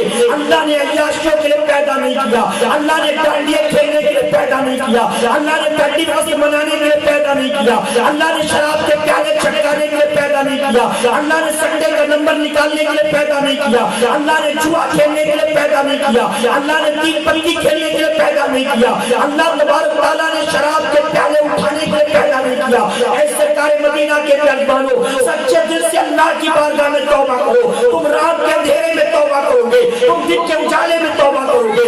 اللہ نے اپنی توبہ کے دروازے کو کھولے رکھا ہے، جب بھی توبہ کرو گے اس یقین کے ساتھ کرنا اللہ توبہ قبول کرنے والا ہے، اللہ گناہ معاف کرنے والا ہے۔ اللہ اپنے حبیب پاک کے صدقہ الخیر ہمیں آپ کو سب کو سچی توبہ کی توفیق عطا فرمائے۔ میرے پیارے آقا کے پیغمبروں، باتیں بے شمار ہیں لیکن میں اپنی گفتگو کو یہی سمیٹتا ہوں اس نیت کے ساتھ جو کچھ آپ نے سنا ہے یقیناً آپ اس پر عمل کی کوشش کریں گے انشاءاللہ۔ اب میں اگر چاہوں تو کہوں کہ آپ نے کوئی ایک ایسا ہے جو کل تک گناہ کرتا تھا، آج سب کو گواہ بنا کے سچے دل سے توبہ کرے۔ میرے پیارے آقا کے پیغمبروں، لیکن میں نہیں چاہتا کہ اس گناہگار کو لوگوں کے سامنے رسوا کیا جائے، وہ اللہ تبارک تعالیٰ کو گواہ بنا کر دل ہی دل میں خود سچے دل سے توبہ کر لے، کہیں انشاءاللہ وہ توبہ کرے گا، یقیناً اللہ توبہ قبول کر کے اس کے گناہوں کو نیکیوں میں تبدیل فرما دے گا۔ سچے دل سے توبہ کر لو، زندگی بہت مختصر، کل کیا ہونا کسی کو خبر نہیں ہے، کریں گے انشاءاللہ۔ میرے پیارے آقا کے پیغمبروں، آخری بات عرض کر دوں، اجازت ہے آپ؟ دیکھیں عیسائیوں کے یہاں پر کرسچینٹی میں ان کا ایک اصول ہے، ان کے دھرم ریلیجن، ان کے یہاں جب کوئی گناہ کرے تو ان کے یہاں رول ہے کہ اس کو چرچ میں جا کر وہاں کے فادر کو گواہ بنا کر کنفیس کرنا پڑتا ہے۔ اس کو کنفیشن باکس کے اندر بٹھاتے ہیں، پریسٹ باہر بیٹھتا ہے اور وہ کہتا ہے رات کو میں نے اپنے دوست کی بیوی کے ساتھ زنا کیا، میں نے رات کو اپنے دوست کی بیٹی کے ساتھ چھیڑ چھاڑ کی، میں اس پر شرمندہ ہوں اور چاہتا ہوں کہ تم وسیلہ بنو اور اللہ مجھے معاف کرو، تو اسے گواہ بنایا جاتا ہے۔ لیکن اسلام نے سختی کے ساتھ اس سے منع فرمایا۔ نبی کریم صلی اللہ علیہ وسلم نے ارشاد فرمایا اگر تم نے چھپ کر گناہ کیا ہے تو توبہ بھی چھپ کر کیا، اگر تم نے ظاہری طور پر گناہ کیا تو توبہ بھی ظاہری طور پر ہونی چاہیے، ظاہری طور پر گناہ کیا تو توبہ بھی ظاہری طور پر، اور گناہ چھپ کر کیا ہے تو توبہ بھی چھپ کر۔ کسی مسجد کے امام کو گواہ نہیں بنانا کہ امام صاحب کے پاس جاؤ اور کچھ تحفے دو، نذرانے دو اور پھر کہو کہ حضرت دعا کریں کہ اللہ میرا فلاں فلاں گناہ معاف کر دے، نہیں، بلکہ آقا فرماتے تم نے لاکھ گناہ کیے، جب مولا نے تمہارے عیبوں پر پردہ ڈالا تو تمہیں کیا ضرورت ہے دوسروں کو گواہ بنانے کی؟ تمہیں کیا ضرورت ہے کہنے کہ میں نے یہ کیا، میں نے وہ کیا؟ بعض ہمارے ساتھی بے باکی سے کہہ جاتے ہیں، میں تو یہاں تک کہتا ہوں کہ اگر کوئی پوچھے داڑھی آپ نے کب رکھا، بہت سارے لوگ کہتے ہیں بھی 1 سال ہوا میں نے داڑھی رکھی، ارے اس کا بھی گواہ کیوں بناتا ہے؟ کیوں یہ کہتا ہے کہ 1 سال پہلے تک میں یہ حرام کام کرتا تھا داڑھی مڈا کر؟ اگر تو نے داڑھی رکھ لی ہے اللہ کا شکر ادا کر. اگر کوئی پوچھ بیٹھے کم علمی کی بنیاد تو نہ بتا کہ میں پچھلے 20 سال سے داڑھی مڈاتا تھا, 1 سال ہوا داڑھی رکھ کر. اگر 20 سال گناہ کیا کسی کو خبر نہیں, مولا نے پردہ ڈالا تو تم کیوں لوگوں کو گواہ بناتا؟ بعض ہمارے بھائی علم نہیں ہوتا اور لوگوں سے کہتے یار آج میری فجر چھوٹ گئی, آج میری فجر چھوٹ گئی. لوگوں کو نہیں پتا تھا, مولا جانتا تھا. تو کیوں لوگوں کو گواہ بناتا؟ تو کیوں؟ اسی لیے کہا گیا عید گاہ میں سوائے عید اور بقرہ عید کی 2 رکعت نماز کے باقی کسی بھی نماز کا پڑھنا مکروہ. میں بارہ یہ کہتا ہوں, بعض ہمارے بھائی عید کے دن بھی آتے ہیں تو پہلے ہی کھڑے ہو جاتے فجر کی 2 قضا پڑھنے کے لیے. بتائیے ہے کہ نہیں؟ پتا ہوتا ہے ان کو دیکھ کر کہ تیت الوضو نہیں پڑھ رہا, یہ فجر کی قضا ہی پڑھ رہا. فجر کی قضا ایک تو گناہ حرام, گناہ کبیرہ, اس پر لوگوں کو گواہ بنانا یہ بھی حرام, یہ بھی حرام. ارے جب ہو گیا تو اس سے ہو گیا, مولا نے پردہ ڈالا تو کیوں لوگوں کو گواہ بنانا؟ میرے پیارے آقا کے پیروانوں, اس میں دونوں چیزوں کا خیال رکھیں. اللہ نے ہمارے عیبوں پر پردہ ڈالا, اس کو چھپائے رکھو, کسی کو گواہ نہ بناؤ, بس اللہ کی بارگاہ میں سچے دل سے توبہ کرو. اسی طرح کسی بھائی کا عیب ہمیں معلوم ہو جائے, کسی بھائی کا مائنس پوائنٹ ہمیں معلوم ہو جائے تو اس کا بھی ٹنٹا نہ کیا کرے, اس پر بھی پردہ ڈالے رکھا کرو کہ مولا نے عیب کو ڈھانکے رکھا سے مجھے پتا, مجھے کیا ضرورت ہے لوگوں کو گواہ بنانے کی. اور جان کے اگر آپ نے کسی مومن بھائی کے عیب پر پردہ ڈالا تو اس کا انعام کیا ہے؟ آقا فرماتے جو اپنے مومن بھائی کے عیب پر پردہ ڈالتا ہے اللہ قیامت میں اس کے عیبوں پر پردہ ڈالتا ہے. اپنے عیبوں کو بھی چھپائے رکھو, اپنے بھائی کے بھی عیبوں. تو میں نہیں کہتا کہ ہاتھ اٹھا کر توبہ کرو, بلکہ میں کہتا ہوں سچے دل سے اللہ کی بارگاہ میں توبہ کرو. اللہ اپنے حبیب پاک کے صدقے ہمیں آپ کو سب کو کہنے سننے سے زیادہ عمل کرنے کی توفیق عطا فرمائے. میرے پیارے آقا علیہ الصلوۃ والتسلیم کے پیدوان, یہ کچھ معروضات کے اپنے شوق کے مطابق میں نے آپ کے گوش گزار کیے. درمیان گفتگو مجھ سے جانے انجانے میں کسی طرح کی غلطی خامی رہ گئی, آپ سب کو گواہ بنا کر, علماء اکرام کو گواہ بنا کر میں سچے دل سے توبہ کرتا ہوں اور دعا کرتا ہوں اللہ اس محفل کو قیامت میں ہمارے لیے, ہمارے والدین کے لیے اور بالخصوص میری مرحومہ بیوی کے لیے بخشش اور نجات کا ذریعہ بنائے. میرے پیارے آقا کے پیروانوں, اب کچھ اعلانات ہوں گے, اس کے بعد صلاۃ السلام. میں سب سے پہلے مکتب کا اعلان کر دوں, پھر ہمارے ساتھ شیر خان بھائی کچھ پروگرامز کا اعلان کریں گے انشاءاللہ. آپ کی خاطر, آپ کی خدمت میں فقیر کی دعوت پر مکتب موجود ہے, پیچھے لگا ہوا ہے. مکتب پر یہ کتاب بے نمازی کا انجام امیر سنی دعوت اسلامی حافظ بخاری مولانا محمد شاکر علی نوری صاحب کا گھاٹ کوپر کا ایک بہت ہی